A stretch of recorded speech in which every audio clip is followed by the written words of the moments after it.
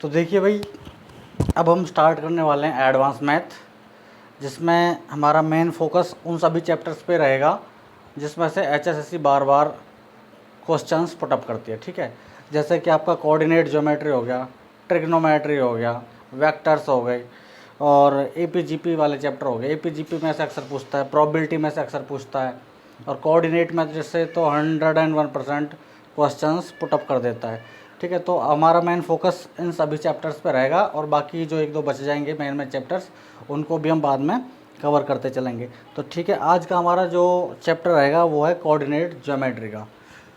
तो चैप्टर है हमारा कोऑर्डिनेट ज्योमेट्री, GEOMETRY ज्योमेट्री, जिसको हम हिंदी में निर्देशांक ज्यामिति करके पढ़ते हैं। ठीक है, तो निर्देशांक ज्यामिति को समझने के लिए, कोऑर्डिनेट ज्योमेट्री को समझने के लिए सबसे पहले तो ज़रूरी है हमें इसको समझना कि एक्स एक्सिस और वाई एक्सिस क्या चीज़ है। देखिए,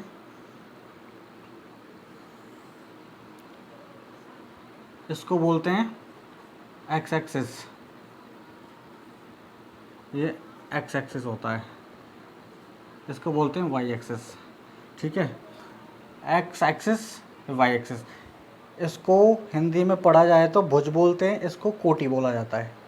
ठीक है, एक्स एक्सिस को हम भुज बोलते हैं और वाई एक्सिस को कोटि बोला जाता है। ठीक है, इसमें एक्स प्लस वाई की वैल्यू भी प्लस होती है। ठीक है, इसके जो निर्देशांक होते हैं इसमें एक्स की वैल्यू भी प्लस रहती है और वाई की वैल्यू भी प्लस रहती है।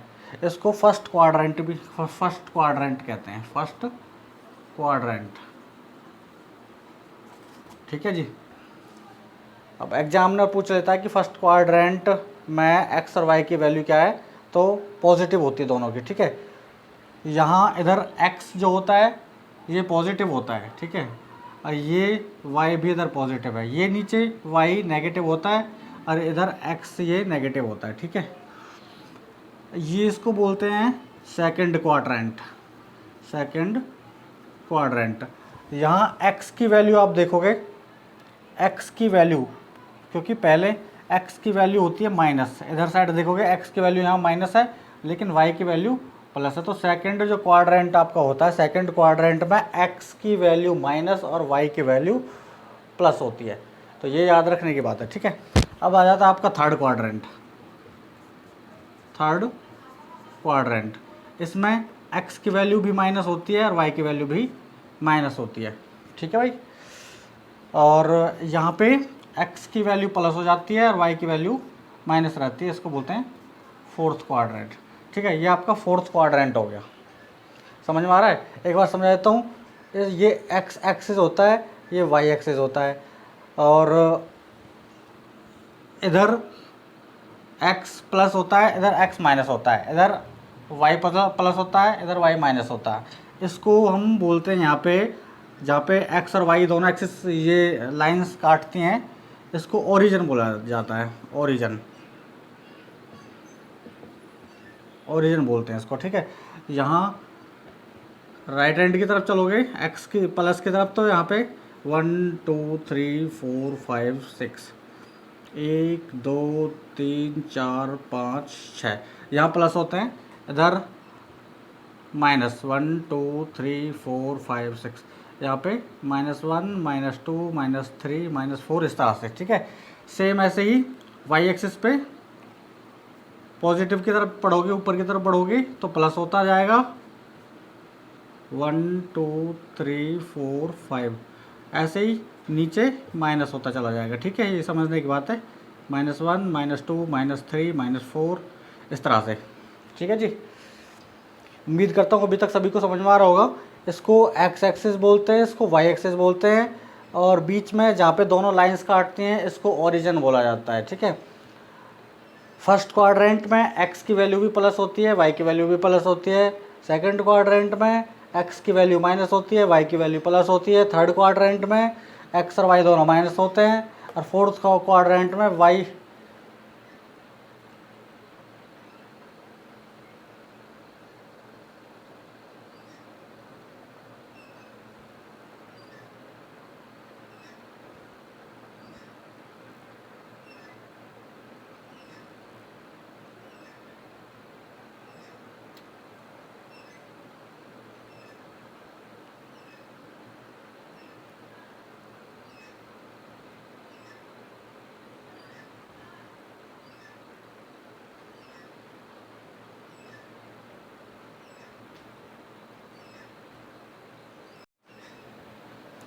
अब देखिए जैसे कि आपको दे दिया जाए कि ये ए के कोऑर्डिनेट्स हैं -6 और 3।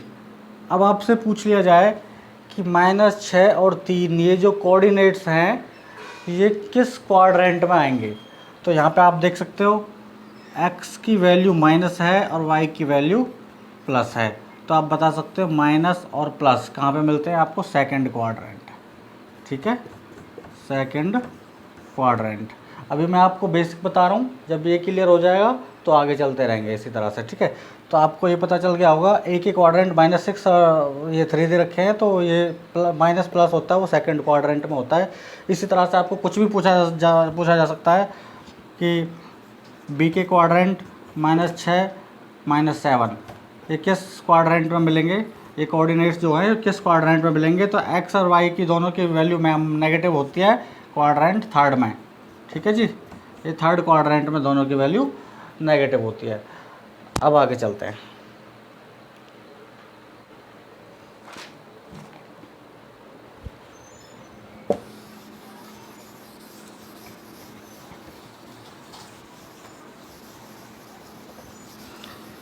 तो बच्चों उम्मीद करता हूँ कि अभी तक जो भी बातें मैंने बताई हैं वो सारी समझ में आ रही होंगी। अब देखिए इसकी कुछ प्रॉपर्टीज़ होती हैं वो मैं आपको एक बार बता देता हूँ। प्रॉपर्टीज़ में देखिए सिर्फ दो मोटी मोटी सी बातें हैं। पहला यह है कि एक्स एक्सिस पर वाई का मान 0 होता है। ठीक है, यानी कि एक्स एक्सिस पर, ये आपकी एक्स एक्सिस हो गई, इस पर जो वाई की वैल्यू होगी, एक्स एक्सिस पर वाई की वैल्यू होगी वो 0 होती है हमेशा। सेम उसी तरह से इसका उल्टा और वाई एक्सिस पर एक्स की वैल्यू 0 होती है। ये बातें याद रखने की हैं कि एक्स एक्सिस पर वाई की वैल्यू और वाई एक्सिस पर एक्स की वैल्यू हमेशा 0 होती है। इससे रिलेटेड भी बहुत सारे क्वेश्चन आएंगे। जिसको ये याद होगा कि एक्स एक्सिस पर वाई की वैल्यू 0 होती है या वाई एक्सिस पर एक्स की वैल्यू 0 होती है, वाइस वर्सा, तो क्वेश्चन को सॉल्व करने में किसी प्रकार की कोई कैसी कठिनाई का सामना नहीं करना पड़ेगा। ठीक है,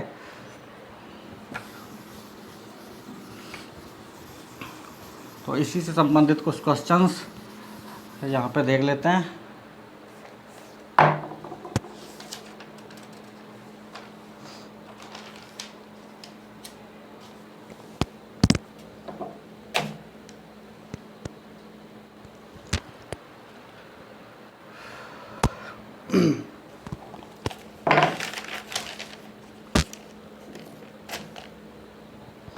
जैसे क्वेश्चन है, एक रेखा जिसकी इक्वेशन 2x + 3y = 12। एक लाइन है जिसकी इक्वेशन है वो है 2x + 3y = 12। ठीक है, ये कोई लाइन है जिसकी इक्वेशन ये दे रखी है हमको। आगे क्वेश्चन में लिखा है x एक्सिस पर काटती है किसी बिंदु P पर, x एक्सिस पर किसी बिंदु P पर काटती है, तो P के कोऑर्डिनेट बताने हैं।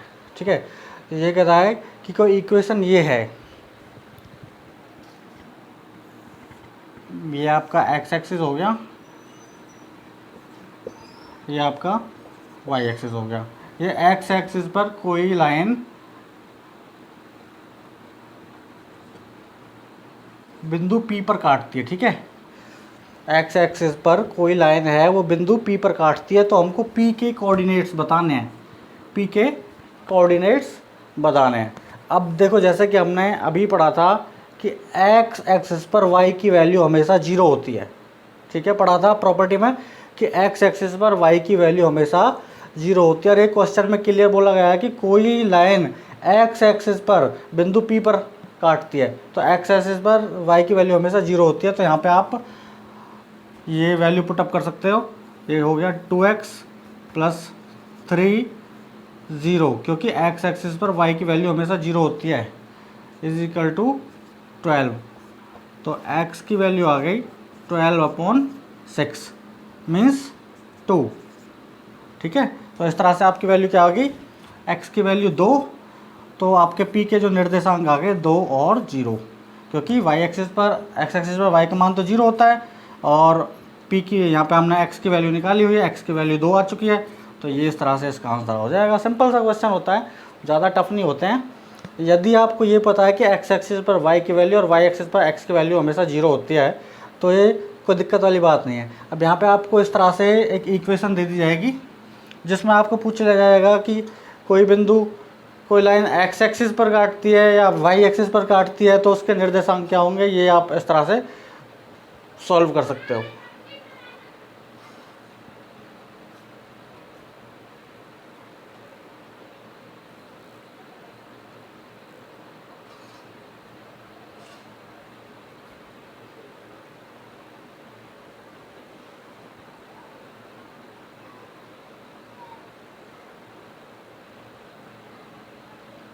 ठीक है, एक बार फिर से बता देता हूँ कि इस तरह से आपको एक इक्वेशन दे दी जाएगी 2x + 3y = 12, कुछ भी दे सकता है एग्जामिनर, और उसमें बोला जाएगा कि कोई लाइन x एक्सिस पर बिंदु P पर काटती है, तो P के आपको निर्देशांक बताने हैं।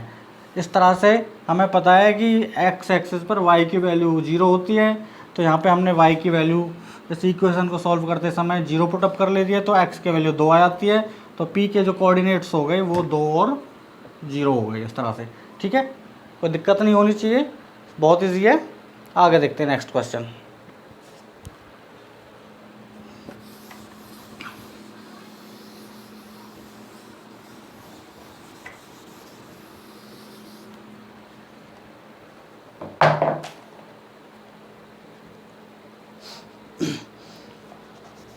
आगे एक थोड़ा अलग क्वेश्चन है जो कि एग्ज़ाम में पूछा भी जा चुका है, HSSC के एग्ज़ाम में पूछा जा चुका है। तो इसमें लिखा है कि एक बिंदु A के जो निर्देशांक हैं वो 2 और 3 हैं,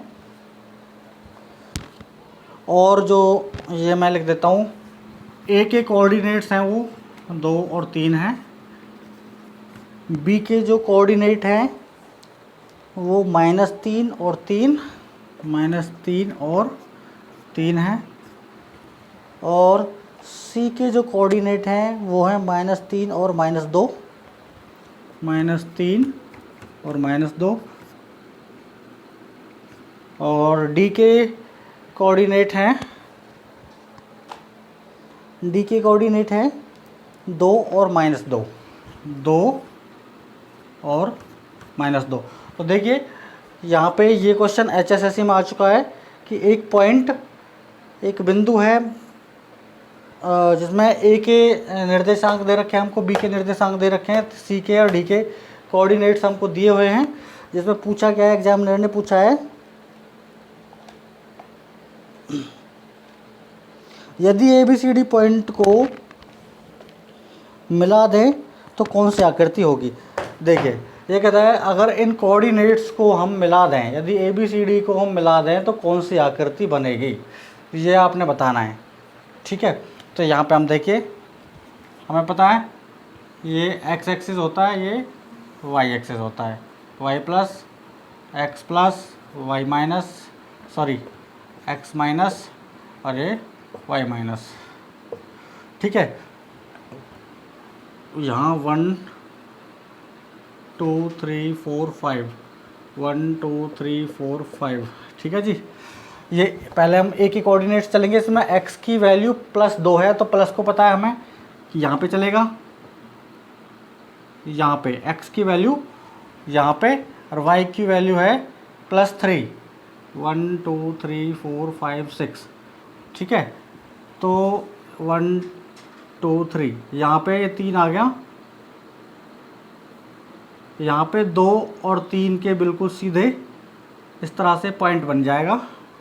ठीक है, यहाँ पे आपके A के कोऑर्डिनेट्स हो जाएंगे, जिसको आप 2 और 3 से इस तरह से डिनोट करोगे।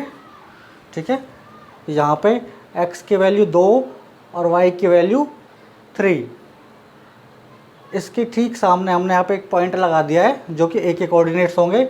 इसी तरह से आप B में देख सकते हो, B के कोऑर्डिनेट्स हैं, x की वैल्यू -3 है, -1 -2 -3।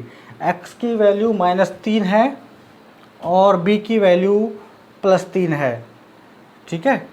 तो 1 2 3, y की वैल्यू +3 है, तो -3 और +3 के ठीक सामने यहाँ पे आप पॉइंट लगाओगे।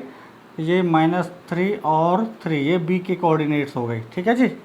अब c वाला आ गया।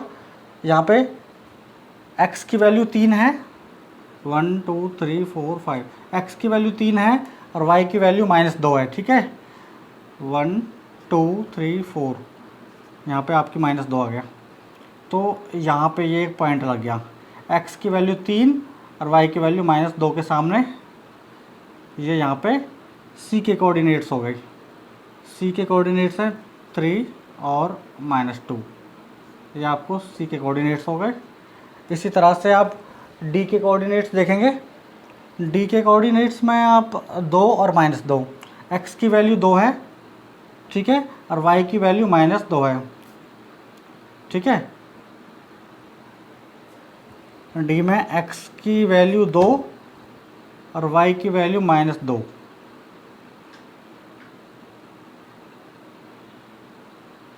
ये हमने इसका शायद क्या कर दिया, 3 और -2। इसमें कोऑर्डिनेट्स आई थिंक गलत लिखे हैं। सी में -3 -2 है, सॉरी यहाँ पे सी है जो उसमें -3 और -2 है, ठीक है। तो -3 और -2 ये यहाँ पे पॉइंट लगेगा। ये सी के कोऑर्डिनेट्स आ गए, -3 और -2 सी। और यहाँ पे डी वाले जो कोऑर्डिनेट्स है वो आप देख पाएंगे, प्लस एक्स की वैल्यू 2 और वाई की वैल्यू -2। तो यहाँ पे पॉइंट लग गया, ये डी के आपके कोऑर्डिनेट्स हो गए, ठीक है। 2 और -2 ये आपके डी के कोऑर्डिनेट्स हो गए। अब दोस्तों देखिए बच्चों, इन सभी पॉइंट्स को हम मिलाएंगे तो कौन सी आकृति बनती है। देखिए यहाँ से आप इन पॉइंट्स को इस तरह से मिलाओगे तो क्या आकृति आपको मिलती है, ये आकृति बनती है, ठीक है। अब आपको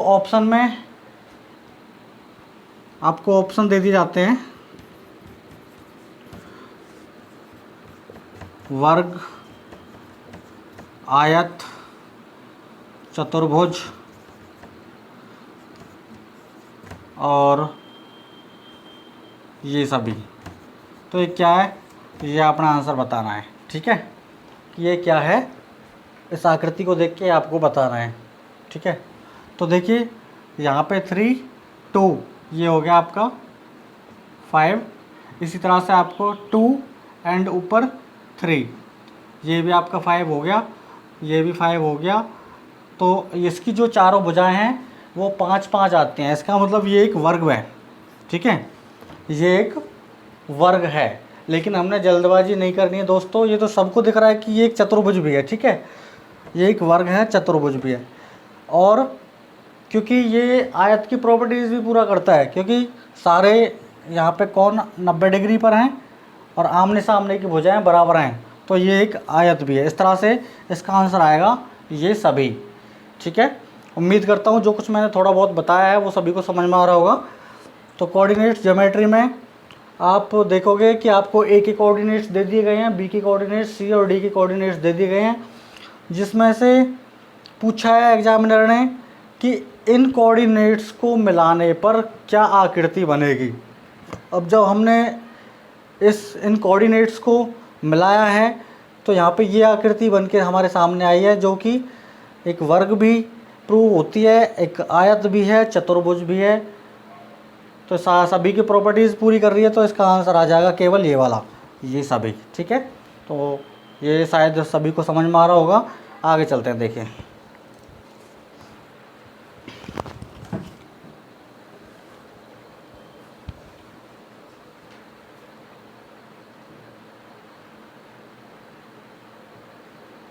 वैसे इतनी टफ तो है नहीं दोस्तों, उम्मीद करता हूँ सभी को समझ में आना चाहिए।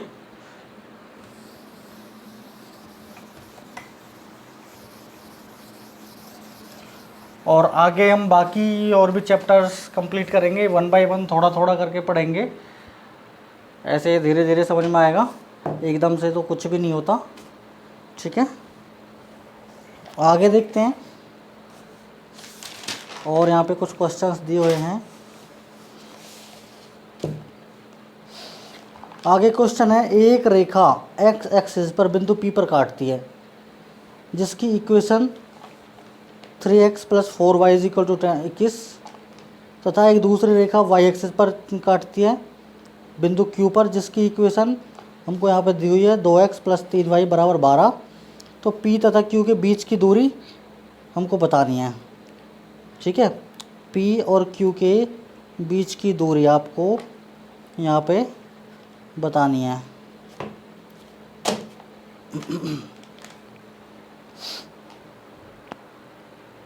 देखते हैं, एक इक्वेशन दी गई है आपको 3x + 4y। यहाँ पे इक्वेशन फर्स्ट है 3x + 4y = 21। ठीक है, दूसरी इक्वेशन आपको उसमें लिखा है कि एक रेखा x एक्सिस पर बिंदु P पर काटती है जिसकी इक्वेशन ये है। ये जो इक्वेशन है ये x एक्सिस पर काटती है। ठीक है, यहाँ से ये चीज़ क्लियर हो जानी चाहिए कि ये जो इक्वेशन है ये x एक्सिस पर काटती है और आपको पता है कि x एक्सिस पर y का मान 0 होता है, तो यहाँ से आप निकाल सकते हो। ठीक है, तो ये होगा 3x + 4 x एक्सिस पर y का मान 0 = 21। ये आपका ख़त्म हो जाएगा, x बराबर हो जाएगा 21/3 = 7। ठीक है, तो x की वैल्यू आ गई 7। तो यहाँ से क्लियर होता है कि इसके जो निर्देशांक होंगे वो 7 और 0 होंगे, एक ही। ठीक है, इसी तरह से आपको जो बी में बताया गया है कि y एक्सिस पर का जो समीकरण है जो y एक्सिस पर काटती है, ये बिंदु P पर काटती है। अगला y एक्सिस पर काटती है वो बिंदु Q पर काटती है। और वो जो इक्वेशन है दोस्तों, वो आपकी इक्वेशन है 2x + 3y 2x + 3y = 12। 2x + 3y = 12। ये आपकी y एक्सिस पर काटती है। y एक्सिस पर x का मान 0 होता है। ठीक है, तो ये ख़त्म हो जाएगा यहाँ पे y = 12/3 और ये 4 इसकी वैल्यू आ गई। तो यहाँ पे जो q के जो कोऑर्डिनेट्स होंगे वो 0 और 4 रहेंगे। ठीक है, यहाँ पे p के जो कोऑर्डिनेट्स रहेंगे वो ये 7 और 0 रहेंगे। यहाँ पे q के जो कोऑर्डिनेट्स रहेंगे वो 0 और 4 रहेंगे। अब ये कहता है तो p तथा q के बीच की दूरी, p तथा q की लंबाई आपने बतानी है। ठीक है, अब यहाँ पे आप इनको ग्राफ में ले सकते हैं। देखिए, x एक्सिस, ये आपका y एक्सिस, यहाँ पे 7 1 2 3 4 5 6 7 और ये 0। तो एक पॉइंट तो ये बन गया। ठीक है, एक पॉइंट आपका ये बन गया। और यहाँ पे दूसरा y की वैल्यू आपको 4 दी हुई है। y की वैल्यू आपको दी हुई गई है +4 1 2 3 4। ठीक है, तो एक पॉइंट ये बन गया। तो आपको ये डिस्टेंस बतानी है। इसमें आप फॉर्मूला लगा सकते हो। ये वाला फॉर्मूला जो होता है पाइथागोरस वाला, इसमें आप त्रिभुज का कर्ण निकालते हो। ठीक है, ये आपका 7 होगी वैल्यू, ये आपकी 4 वैल्यू हो गई, तो ये आप निकाल सकते हो। ये आपका हो गया जी P, ये आपका हो गया जी Q। ठीक है, तो PQ = ये आपका हो गया O और P। ठीक है, OP का स्क्वायर प्लस में OQ का स्क्वायर और ये आपका √। ठीक है, इस तरह से आप निकाल सकते हो। PQ = ये हो गया आपका 7 का स्क्वायर प्लस में 4 का स्क्वायर, इसका √कर देते हैं। PQ = 49 प्लस 16 इसका अंडर रूट पी क्यू की जो वैल्यू आ जाएगी वो ये वाली आ जाएगी 9 6 15 5 6 1 4 5 1 6 65। ठीक है, ये आपकी वैल्यू आ जाएगी। ठीक है, तो कोई दिक्कत नहीं है, मेरे हिसाब से तो कोई दिक्कत आनी नहीं चाहिए। यहाँ पे हमने दोनों इक्वेशन से कोऑर्डिनेट्स निकाल लिए हैं। उसके बाद ग्राफ में हमने कोऑर्डिनेट्स को मिलाया है तो ये वाली आकृति निकल के आई है। यहाँ पे हम जब ये वाली डिस्टेंस पी क्यू डिस्टेंस निकालेंगे तो ये वैल्यू 7 है, ये वैल्यू 4 है, इसका स्क्वायर प्लस इसका स्क्वायर दोनों को जोड़ेंगे, 7 का स्क्वायर प्लस 4 का स्क्वायर दोनों को जोड़ेंगे और उसका फिर जोड़ने के बाद वर्गमूल कर देंगे, अंडर रूट कर देंगे, जो आएगा आंसर वही इसकी वैल्यू होगी। ठीक है, तो इसकी वैल्यू आएगी √65। ठीक है भाई, तो उम्मीद करता हूँ ये क्लियर हो गई होगी बात जो कुछ मैंने बताया अभी तक। आगे देखते हैं।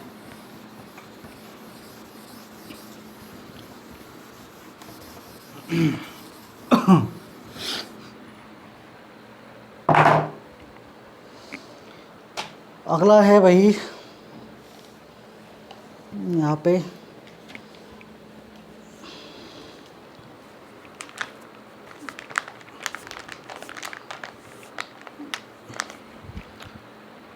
आगे कहता है,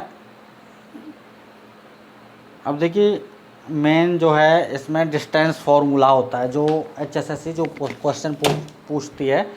HSSC में जो क्वेश्चन आता है वो होता है दूरी सूत्र का, ज़्यादातर जो पूछती है। ठीक है, ये तो हमने बेसिक सा बताया था। और जो HSSC क्वेश्चन पूछती है वो है डिस्टेंस फार्मूला।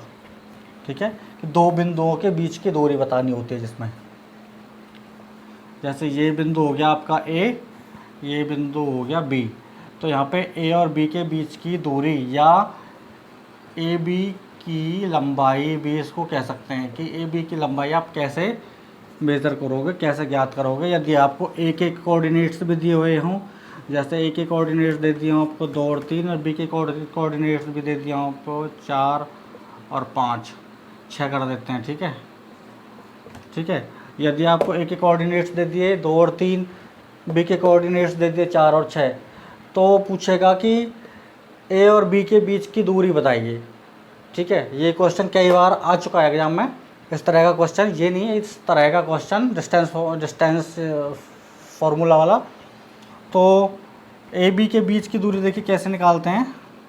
ए बी के बीच की दूरी निकालते हैं x2 minus x1 plus y2 minus y1 square ये अंडर रूट। ठीक है, ये आपका डिस्टेंस फार्मूला होता है, x2 माइनस x1 का square plus y2 minus y1 का स्क्वायर। ठीक है, x में से x मतलब पहले में से पहला घटाना, दूसरे में से दूसरा घटाना, ये मैटर नहीं करता। ये वैसे तो ये x1 हो गया, ये y1 हो गया, ये x2 हो गया, ये y2 हो गया। ठीक है, यानी कि x2 माइनस x1, 4 में से 2 घटाओ उसका स्क्वायर करना है, 6 में से 3 घटाओ उसका स्क्वायर करना है। ठीक है, तो उसको जोड़ के उसका वर्गमूल निकालना होता है। कर लेते हैं क्वेश्चन। देखिए A B is equal to 4 में से आपको 2 घटाने हैं, माइनस करने हैं, तो 2 का स्क्वायर होगा, 4 में से 2 माइनस 2 का स्क्वायर हो गया, प्लस 6 में से 3 माइनस 3 का स्क्वायर हो गया। इसका आप वर्गमूल कर दोगे तो ये कितना आएगा, 2 का 2 से 4 हो गया और ये 9 हो गया। ठीक है जी, ये आ गया 9 और 4 13, √13। ये ए बी की वैल्यू आ गई √13। ठीक है, तो इस तरह से आप देख सकते हो एग्जामिनर बार बार ये क्वेश्चन पूछता है। इस तरह के ही क्वेश्चन आते हैं कोऑर्डिनेटेड ज्योमेट्री से, निर्देशांक ज्यामिति से, कि ए के निर्देशांक ये हैं, बी के निर्देशांक ये हैं। अब ए और बी की लंबाई बतानी है या ए या बी के बीच की दूरी बतानी है। तो ए और बी के बीच की दूरी का जो मतलब है कि वो होता है डिस्टेंस फार्मूला, मतलब दूरी सूत्र इसको बोला जाता है। दूरी सूत्र होगा x2 माइनस x1 का स्क्वायर, x2 माइनस x1 का whole square plus y2 minus y1 का होल स्क्वायर, और टोटल सारा जितना भी है उसको वर्गमूल में कर देना है, उसका अंडर रूट कर देना है। और इस तरह से आप इसकी वैल्यू यहाँ पे निकाल सकते हो। ठीक है, ये x2 y2 कुछ नहीं होता, बस इतना याद रखना है, पहले में से पहला घटाना है, मतलब कि पहले में से पहला दूसरे में से दूसरा। ठीक है, इस या तो इसमें से इसको घटा लो या इसमें से इसको घटा लो, कोई फ़र्क नहीं पड़ना।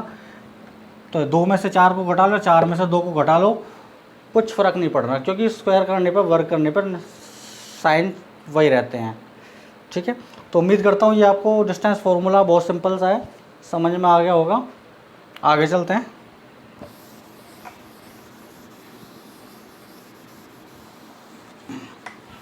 ये था आपका दूरी सूत्र का क्वेश्चन।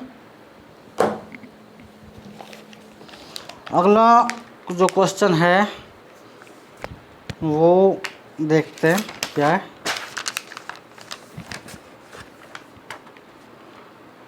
आगे दूरी सूत्र आपको समझ में आ गया होगा। अब है मध्य बिंदु, मिड पॉइंट, जो कि इसी का है, इसी का पार्ट है। मध्य बिंदु कैसे निकालते हैं? आपको 2 पॉइंट दिए हुए हैं ए और बी, जिसमें आपको ए के कोऑर्डिनेट दिए हुए हैं 4 और 5। यहाँ पे आपको ए के कोऑर्डिनेट्स दे दिए गए हैं 4 और 5, ये लाइन है। यहाँ पे आपको बी के कोऑर्डिनेट दे दिए गए हैं, जो बी के कोऑर्डिनेट्स हैं वो हैं आपके 3 और 4, 3 और 4। अब इनका जो मिड पॉइंट आपको निकालना है, ठीक है, यहाँ पे आपको निकालना है मिड पॉइंट। मिड पॉइंट आपको निकालना है कि मध्य बिंदु कैसे निकालते हैं। ठीक है, तो मध्य बिंदु का फॉर्मूला ये है, आपको याद रखना है, x1 + x2 बटे में 2, y1 + y2 बटे में 2, याद रखना है भाई। ठीक है, तो यहाँ पे मध्य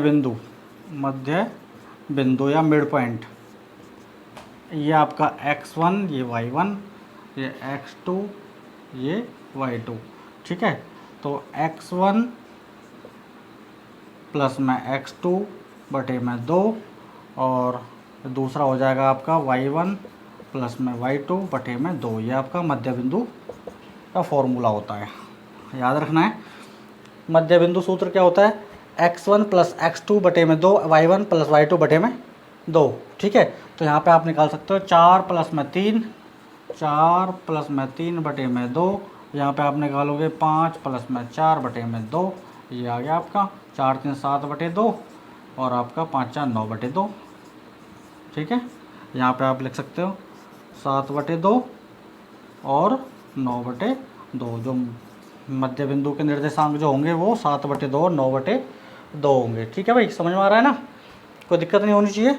नहीं आ रहा तो पूछ सकते हो। देखिए यहाँ पे 2 पॉइंट्स आपको दिए हुए हैं ए और बी।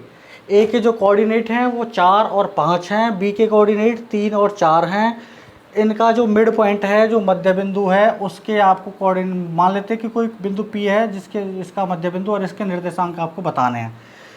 अब मध्य बिंदु के निर्देशांक बताने के लिए आपको पता होना चाहिए कि x1 + x2 बटे में 2 x की वैल्यू के लिए, y1 + y2 बटे में 2 y की वैल्यू के लिए। इस तरह से हमने ये यहाँ पे मध्य बिंदु के निर्देशांक हमने निकाले हैं। ठीक है जी, आगे चलते हैं। देखिए नेक्स्ट क्वेश्चन क्या कहता है। ठीक है दोस्तों, आगे देखते हैं। नेक्स्ट क्वेश्चन कहता है कि एक त्रिभुज है, ठीक है, जिसमें ए के जो निर्देशांक हैं, त्रिभुज में ए की, देखिए मैं आपको बोर्ड पे अभी नोट कर देता हूँ ताकि सब कुछ क्लियर हो जाए।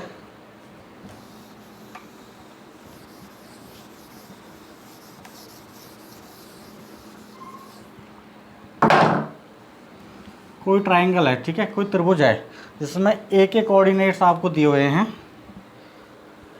ए के कोऑर्डिनेट्स हैं -3 और 7, -3 और 7। बी के कोऑर्डिनेट्स दिए हुए हैं, बी के कोऑर्डिनेट हैं 3 और 5, 3 और 5। सी के कोऑर्डिनेट दिए हुए हैं आपको -1 और 3, -1 और 3। ये ट्रायंगल है जिसमें आपको ए बी सी, ट्रायंगल में ए बी सी तीनों के कोऑर्डिनेट्स दिए हुए हैं। इसमें पूछा गया है कि एडी माध्यिका की लंबाई बताओ। इसमें एक माध्यिका है एडी, जिसकी लंबाई आपको बतानी है। अब देखिए पहले हमें ट्रायंगल बना लेते हैं। इस तरह से त्रिभुज हमने यहाँ पे बनाई है।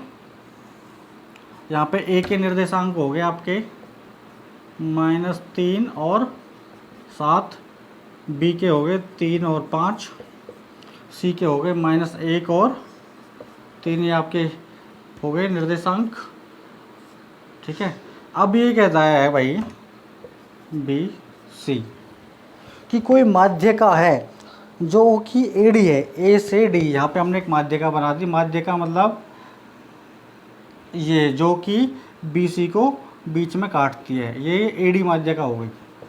ए बी सी और एडी, ये एडी माध्यिका आपको दिख रही है।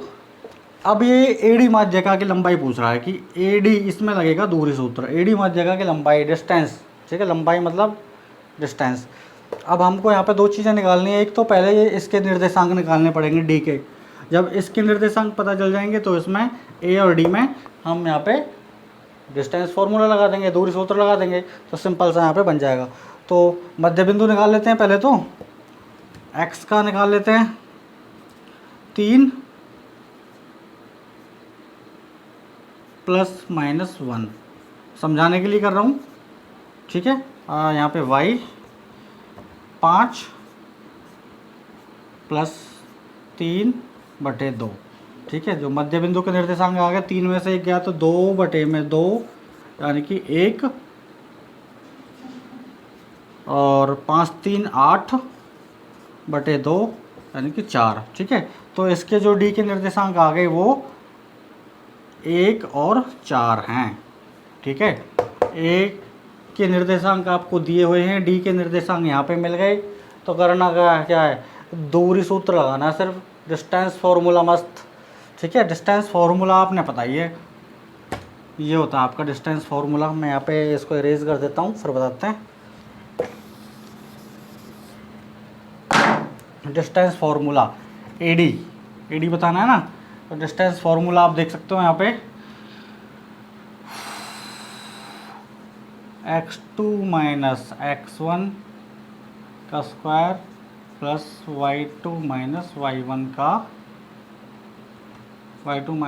का स्क्वायर टोटल रूट। ठीक है, तो यहाँ पे -3 - 1 -3 - 1 का स्क्वायर प्लस में 7 - 4 का स्क्वायर, और ये टोटल अंडर रूट 3 और एक 4 माइनस का स्क्वायर करेंगे तो 4 चौका 16 प्लस के हो जाएंगे। इधर 7 में से 4 माइनस करेंगे तो 3, और 3 का स्क्वायर हो गया 9। ठीक है जी, इसका वर्गमूल कर देंगे, 16 और 9 25 हो जाएगा, और 25 की वैल्यू क्या आ गई फिर ए डी। इस तरह से जो ए डी की वैल्यू आ जाएगी वो 5 आ जाएगी। ठीक है जी, कोई दिक्कत? मेरे हिसाब से तो कोई हो नहीं चाहिए भाई दिक्कत। फिर भी है तो आप पूछ सकते हो। देखिए यहाँ पे हमको कुछ निर्देशांक दिए हुए थे।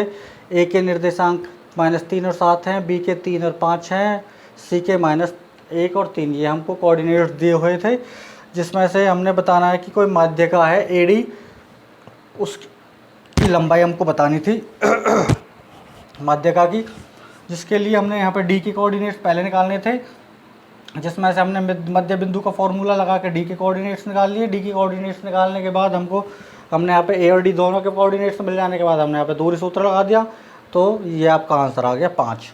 ठीक है भाई, उम्मीद करता हूँ सभी को समझ में आ रहा होगा। ठीक है जी, इसको मैं इरेज कर देता हूँ। ये आपका मध्य बिंदु भी हो गया, मैंने आपको दूरी सूत्र से भी बता दिया, आपको मध्य बिंदु से संबंधित किस तरह के क्वेश्चन बनते हैं वो भी बता दिए, और मैं जल्दी से जल्दी इस क्लास को समाप्त करने की कोशिश में हूँ। तो थोड़ा इम्पोर्टेंट से हैं वो मैं आपको एक बार और बता देता हूँ। ठीक है जी, आगे आपका मध्य बिंदु के बाद एक आता है आपका सेक्शन फार्मूला इसी के अंदर। ठीक है, वो भी बता देता हूँ मैं। मध्य बिंदु हो गया, डिस्टेंस फार्मूला हो गया, अब बता देते हैं सेक्शन फार्मूला। आ जाओ, सेक्शन फार्मूला।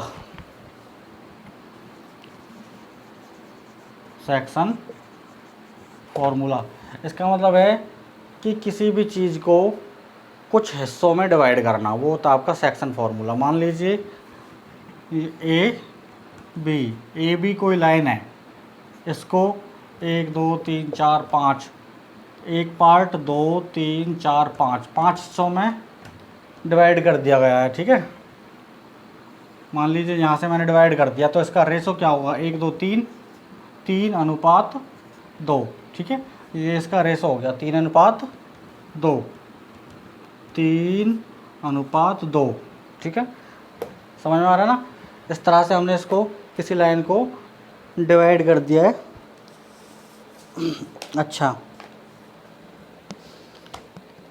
इसमें एक चीज़ और बताया, इंटरनली या एक्सटर्नली। तो इसमें हमने एग्जामिनर ने बताया कि इंटरनली हमने इसको 3:2 में डिवाइड कर दिया है, ठीक है। किसी बिंदु P पर ये काटती है और उसको 3:2 में डिवाइड कर दिया, तो P के हमने निर्देशांक बताने होते हैं, ठीक है। तो यहाँ पे जो फॉर्मूला है वो आप एक बार याद रख लेना।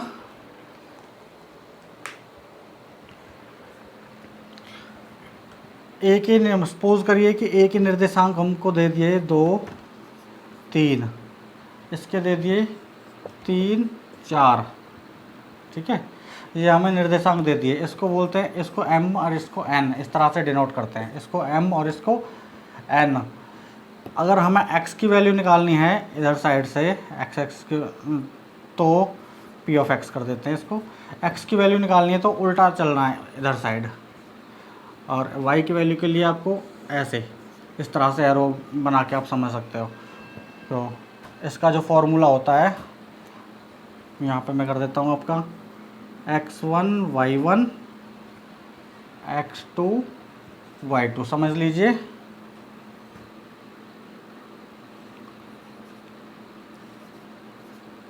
mx2 प्लस,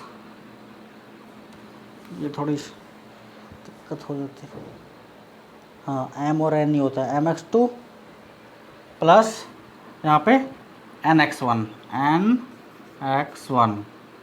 बटे में m प्लस n, ठीक है।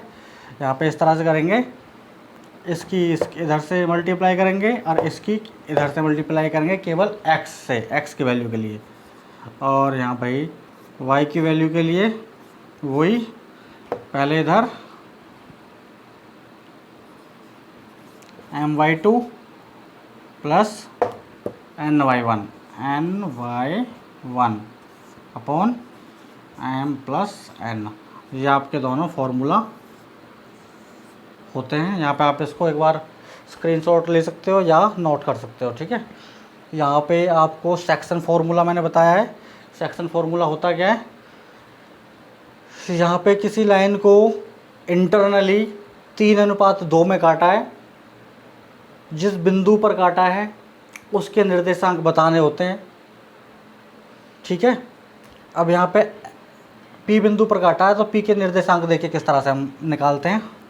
पहले फॉर्मूले के हिसाब से चलिए, 3 की मल्टीप्लाई करेंगे 3 में, 3 मल्टीप्लाई बाय 3, ये क्लियर हो गया। प्लस 2 मल्टीप्लाई 2, क्योंकि n की x1 से मल्टीप्लाई करनी है, 2 मल्टीप्लाई करनी है 2 से, बटे में इनका जोड़ 3 प्लस 2, 3 प्लस 2, ये आ गया आपका x की वैल्यू। इस तरह से आपको y की वैल्यू मिल जाएगी। y के लिए आपको क्या करना है, 3 की मल्टीप्लाई 4 से, 3 गुना में 4, प्लस में इस 2 की मल्टीप्लाई 3 से, 2 मल्टीप्लाई 3 बटे में 3 प्लस में 2, ठीक है। तो ये आपका हो गया सॉल्व। 3 3 9 प्लस में 2 दूनी 4 बटे में 5, 9 और 4 13 बटे 5, ये तो आ गया आपका x के निर्देशांक। इसी तरह से इसके जो आएंगे 4 3 12, ऊपर देख लेते हैं, प्लस में 6 बटे में 5, 12 6 18 बटे 5, तो ये आपके y के निर्देशांक आ गए। इस तरह से आप निकाल सकते हो, बहुत ही सिंपल है।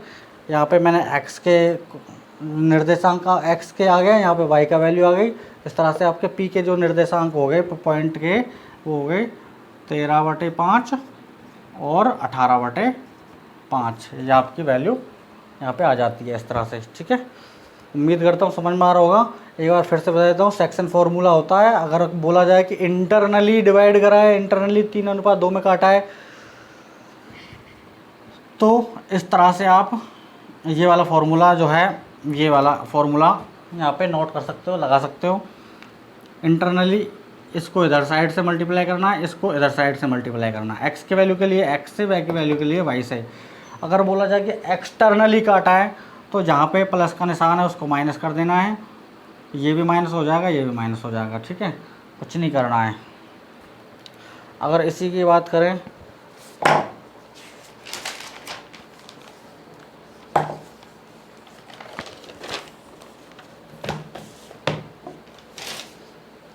अगला एक और देख लेते हैं भाई, एक तरीके का क्वेश्चन हो रहा है, उसके बाद चैप्टर ख़त्म हो जाता है। मैंने एक एक क्वेश्चन आपको बताया है, आप इसी क्वेश्चन से बहुत सारे क्वेश्चंस बना के अपने खुद की प्रैक्टिस कर सकते हो। और बहुत ही सिंपल चैप्टर है, मुझे लगता है इससे सिंपल तो शायद ही कोई चैप्टर होएगा। एक आपका आ जाता है जी सेंट्रॉइड, जिसको बोला जाता है केंद्रक, ठीक है, सेंट्रॉइड, इसी में आ जाता है एक सेंट्रॉइड, केंद्रक,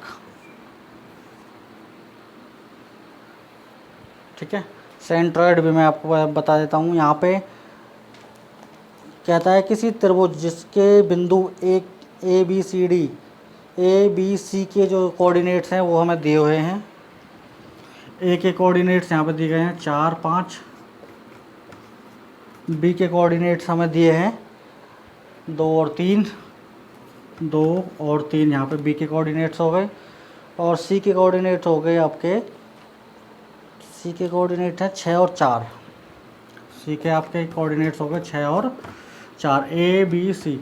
यहाँ पे ये एक त्रिभुज है, बना देता हूँ मैं त्रिभुज आपके लिए, ए बी सी, यहाँ पे 4, 5, यहाँ पे 2, 3, यहाँ पे 6 और 4। सेंट्रॉइड होता है ये, जहाँ पे अगर इनको इस तरह से माध्य का उसे डिवाइड करा जाए तो बीच में जो काटता है इसको सेंट्रॉइड बोलते हैं। इसके पूछ रहा है ये निर्देशांक, ठीक है, सेंट्रॉइड के। अच्छा, सेंट्रॉइड अभी थोड़ी देर पहले मैं आपको याद होगा, मैंने आपको मध्य बिंदु के निर्देशांक ज्ञात करना बताया था, जिसमें x1 + x2/2, y1 + y2/2, इस तरह से हम ज्ञात करते थे। और सेंट्रॉइड में भी कुछ नहीं है, इसमें x की वैल्यू के लिए x1 + x2 + x3, क्योंकि ऊपर 3 वैल्यू है तो नीचे 3, और y के लिए y1 + y2 + y3/3। ये आपका हो गया आंसर, ठीक है। 4, 2, 6, 4, 6, 6, 12, 12/3 यानी कि 4। इसी तरह से 5, 3, 8, 4, 12, 12/3 यानी कि 4। इसके जो सेंट्रॉइड के जो कोई भी पॉइंट हो गया यहाँ पे बिंदु P, इसके जो निर्देशांक होंगे वो 4 और 4 होंगे, इस तरह से, ठीक है। यहाँ पे आप देख सकते हैं बहुत ही सिंपल सा है सेंट्रॉइड, इसको आप केंद्रक बोलते हो। तो उम्मीद करता हूँ दोस्तों ये जो भी कुछ मैंने आपको यहाँ बताया है सारा कुछ समझ में आया होगा। अगर समझ में नहीं आया है तो आप कमेंट में लिख सकते हो, मैं दोबारा से भी बता दूँगा। वैसे तो मुझे नहीं लगता कि जिसको बेसिक्स की जानकारी है वो उन सभी को ये सारा कुछ समझ में आ गया होगा। इसी की आपको अच्छे से प्रैक्टिस करनी है, खासकर आपको प्रैक्टिस जो करनी है कोऑर्डिनेट में वो है दूरी फार्मूला, ठीक है, डिस्टेंस फार्मूला, उसको पढ़ना है। और ये सेंट्रॉइड हो गया, एक आपको ये जो या सेक्शन फार्मूला है, 3 चीज़ें हैं, ज़्यादा नहीं है, इसको आपको अच्छे से पढ़ना है। ये कोऑर्डिनेट ज्योमेट्री में से क्वेश्चन हर बार आता ही आता है, अगर एडवांस मैथ थोड़ा बहुत दिया हुआ होता है तो। बस इस चैप्टर में से इससे अलग कुछ भी नहीं आएगा, इस चीज़ की गारंटी मेरी है, ठीक है। तो इसी की आपको प्रैक्टिस करनी है। तो उम्मीद करता हूँ ये आपको पसंद आया होगा। और अगला जो चैप्टर रहेगा वो हमारा थोड़ा बड़ा चैप्टर है, वो हम प्रोबेबिलिटी करेंगे, ठीक है। वो अब हम नेक्स्ट मतलब कि कल वो चैप्टर मैं आपको वीडियो अपलोड करके डालूँगा। आज के लिए बस इतना ही। वीडियो पसंद आई हो तो चैनल को लाइक, शेयर और सब्सक्राइब करना मत भूलना, ठीक है दोस्तों। वीडियो देखने के लिए एक बार फिर से धन्यवाद।